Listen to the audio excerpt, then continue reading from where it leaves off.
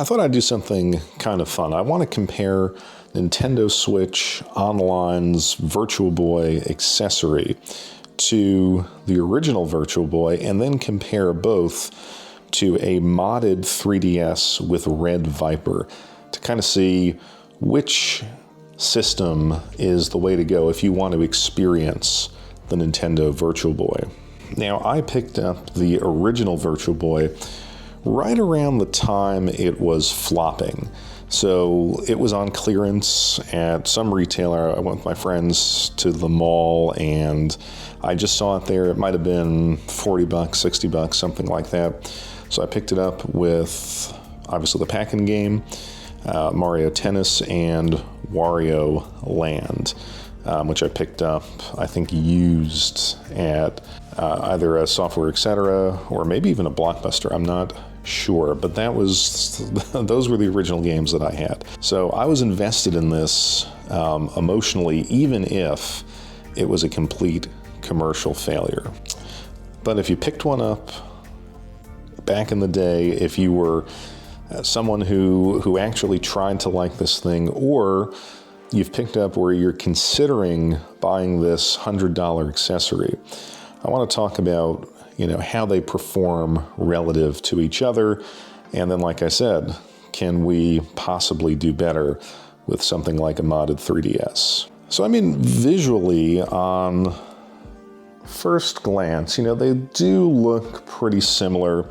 I have to say that the stands feel just about the same. This is a little bit more solid and metallic on the original, a little bit more plasticky, although there are some metal parts. They both kind of click into place the same way. You can see that the visor on the re-release is a little bit bigger as opposed to the original. You can see that it's narrower. Of course, over the years, this has been kind of crushed down as it was packed away. So you would think, actually, that this would be the more comfortable one to use. However, I find, as someone who wears glasses, that I'm constantly knocking up against the red plastic here, whereas actually this is a bit more comfortable to use with glasses. I have some distance between my glasses and the start of the plastic. Plastic's a little bit more curved here. So with the new one, you just kind of have to pull up on this and you insert the Switch or Switch 2. I've been using it with the Switch 2. As you can see here on the top, this is all plastic, just like everything else on here. There's no sort of functional components. You can't adjust these. And as someone who had the original, I was always used to fine-tuning the IDP slider and the focus slider up here. I don't know if this is coming through on YouTube. I feel that the original is ever so slightly a deeper shade of red than the re-release. Like I said, it's not super apparent, but I feel like this is a slightly more intense red. So what is the actual gameplay experience like with the two consoles? The Nintendo Switch Online version is kind of interesting. I would say that it's, and you can hear my dog in the background, I would say that it's slightly more immersive in the sense that the screen feels bigger. When you land on the menu screen, you can't actually see all the games. You kind of have to look up to your right, look to your left, look above. Whereas on the original console, everything feels a bit farther away, but very much sharper. The intensity of the red, which I know is a criticism of the console, but the intense red on black, I still think actually looks pretty good, but it feels better on the original because you have that sharpness. Now, as far as the controllers go, this is where it gets kind of interesting. The original Virtual Boy controller was not bad, and in fact, after all these years, it still feels solid. But playing these games with a modern control setup, and in fact you have to use this controller connector. I tried it with a Pro controller. It didn't work, so it needs the Joy-Cons to function. In a lot of games it felt really good, particularly Red Alarm, which I think is an underrated game. To have a thumbstick and play that game with a thumbstick, I thought was actually a lot better. These buttons have been put through the paces. I found, the new control scheme to be more precise, but, nothing does beat the feel of the original controller in your hand. And it's actually pretty ergonomical. I mean, it's a little difficult. I didn't have the battery pack. I had the sort of AC wall wart adapter, so it becomes a little bit unwieldy. This kind of really does, give you the freedom of hand placement that the original never could. As far as sound goes, these are not functional speakers on the Nintendo Switch Online version. Now, the original put the speakers exactly kind of next to your ears, and it was a nice little effect. It kind of gave you a unique stereo imaging. Now, here's one downside of the Virtual Boy. It actually scares dogs. My dog, when I put this on the floor, started growling. Hey, don't eat it. Don't eat it.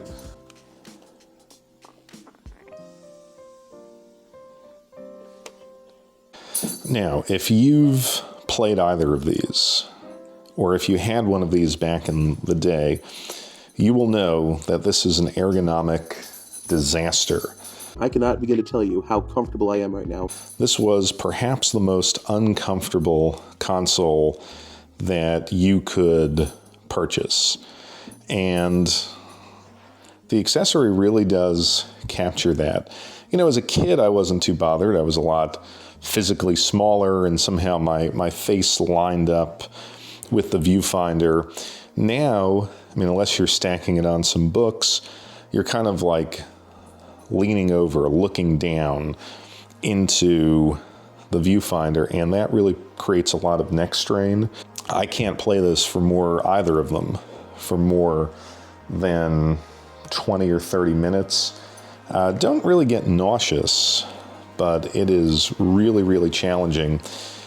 The advantage, though, of the original, one of the ways that you could enjoy it was that you could kind of like lay on the floor, lay on your back, and then have it rest on your face.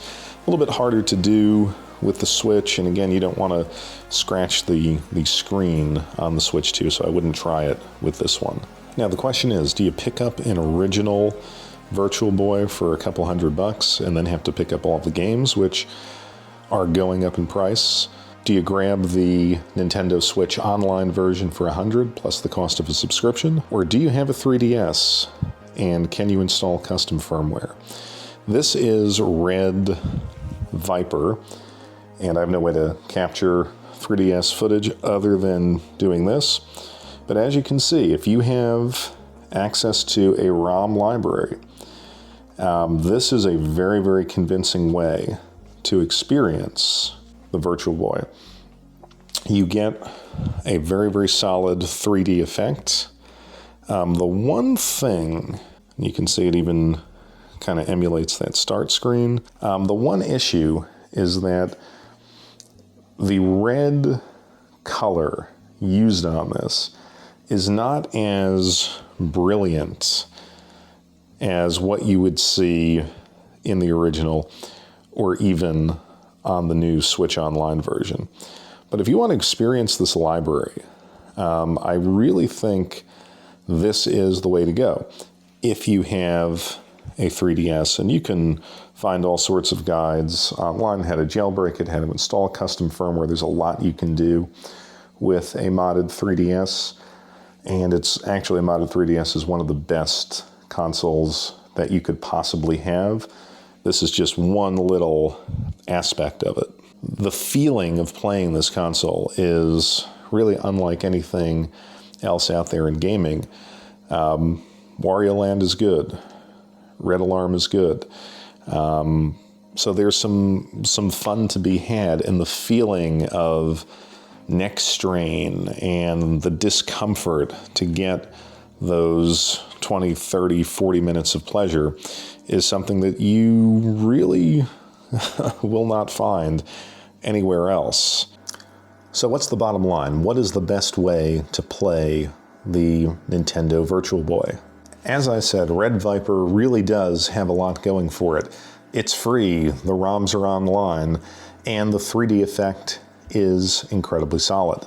You have the Nintendo Switch Online version of the Virtual Boy, which is pretty accurate. It really does capture the feel of playing the original in a lot of ways. And then, of course, you have the real deal. And nothing quite comes close to the real deal experience with the sound, with the authentic controller, with the discomfort, and with the actual physical cartridges. So there's both a clear answer, Red Viper, but also no true good answer because you have a lot of compromises with all three of these. Red Viper wins out, but only if you have a 3DS that you're willing to mod.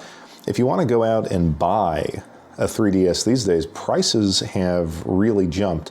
So there is actually expense involved in this, and it's a greater expense potentially than going out and just subscribing to Nintendo Switch Online, getting the replica, playing a pretty solid approximation of the console, but you're also dealing with, again, the physical discomfort, the lack of focus, the fact that you have to shift your head to see the whole screen. It's not necessarily the greatest gaming library to put up with that long term, and I do think you risk damaging the Switch or Switch 2 screen. And then, of course, you have the old school option, which is the purest choice, but you have to deal with hardware reliability issues and added expense. So it goes back to the question of, is the Virtual Boy library worth it to take on these compromises? Arguably not, so you may actually just fall back on something like RetroArch or some other way to dabble in the library for free, and then you can determine which of these three options would work for you long term.